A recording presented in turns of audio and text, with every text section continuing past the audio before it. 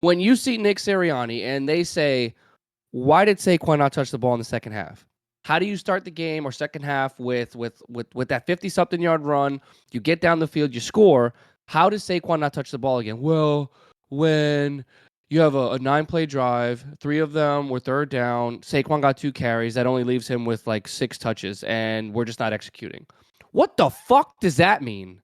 That's when you look at a coach and you say, you are not here right now. Like, you are not serious.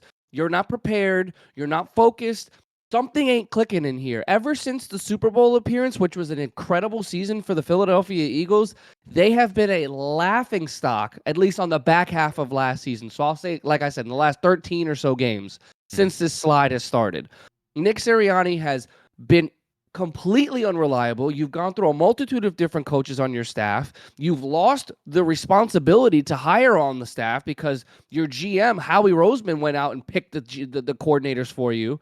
You typically sometimes tend to take control of the offense again when you don't like what Kellen Moore's dialing up, and then your substitutions and personnel dial-ups, and then you have Jalen Hurts having all these issues with you, and then the defense isn't adjusting with Vic Fangio up at the top. Brother, if you're running screens for the majority of the first half, why in God's name are you not pressing those wide receivers? Why are you not getting physical? Where are the adjustments? Why does Saquon Barkley have 10 carries in a game in which he's been your best player all season long, and you're missing your right tackle, but you want to drop back with 5-step drops trying to figure out a fucking three progression wide receiver route tree? You don't have time for that.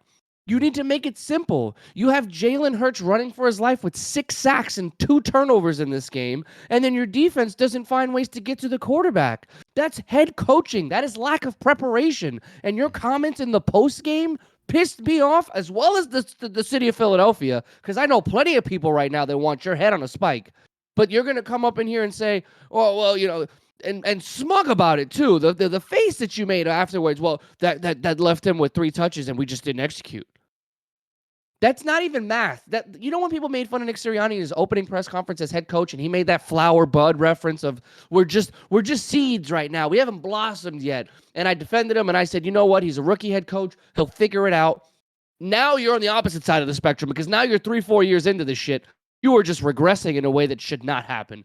Nick Sirianni will get run out of Philadelphia before this season is over, mark my words, because the way that he's acting and the way that they're performing, it's not going to mix, and I can guarantee you this owner and this GM will not tolerate another failure of a season. You just paid Jalen Hurts $50+ million a season. A.J. Brown got an extension. Cam Jurgen got an extension. You signed Saquon Barkley to that extension, and then you gave Slay an extension a year or 2 ago. You don't have room for error right now. And the NFC East outside of Washington is weak. These are the years you're supposed to take advantage. These are the times when you're supposed to go out there and dominate teams like this. And you made no adjustments. Nick Sirianni is arguably one of the worst coaches in the NFL, and unfortunately, I've been trying to ignore it, but he has been for the betterment of the last year.